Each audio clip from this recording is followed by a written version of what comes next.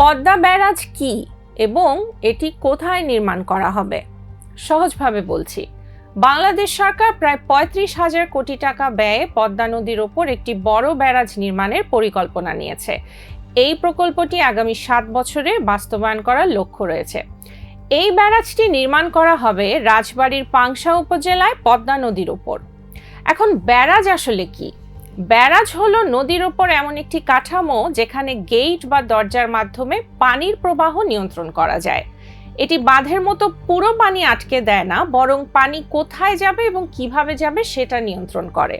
সরকারের পরিকল্পনা অনুযায়ী এই প্রকল্পের মূল উদ্দেশ্য হলো দক্ষিণ পশ্চিমাঞ্চলের প্রায় ৫টি নদীকে পুনরুজ্জীবিত করা, শুষ্ক মৌসুমে পানির সংকট কমানো এবং কৃষি জমিতে সেচ সুবিধা বাড়ানো। এছাড়া লবণাক্ততা কমানো, খরা পরিস্থিতি মোকাবিলা করা এবং নদীর স্বাভাবিক প্রবাহ ফিরিয়ে আনা এই প্রকল্পের লক্ষ্য হিসেবে বলা হচ্ছে। এই ব্যারাজের মাধ্যমে প্রায় ২৯০ কোটি ঘনমিটার পানি সংরক্ষণ করার পরিকল্পনা রয়েছে এবং শুষ্ক মৌসুমে সেই পানি বিভিন্ন নদীতে ছাড়া হবে।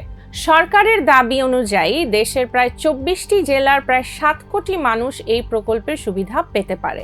তবে বিশেষজ্ঞরা বলছেন, সঠিকভাবে সমীক্ষা ও ব্যবস্থাপনা না হলে এই ধরনের ব্যারাজ নদীর স্বাভাবিক প্রবাহের সমস্যা তৈরি করতে পারে এবং পরিবেশগত ঝুঁকিও থাকতে পারে।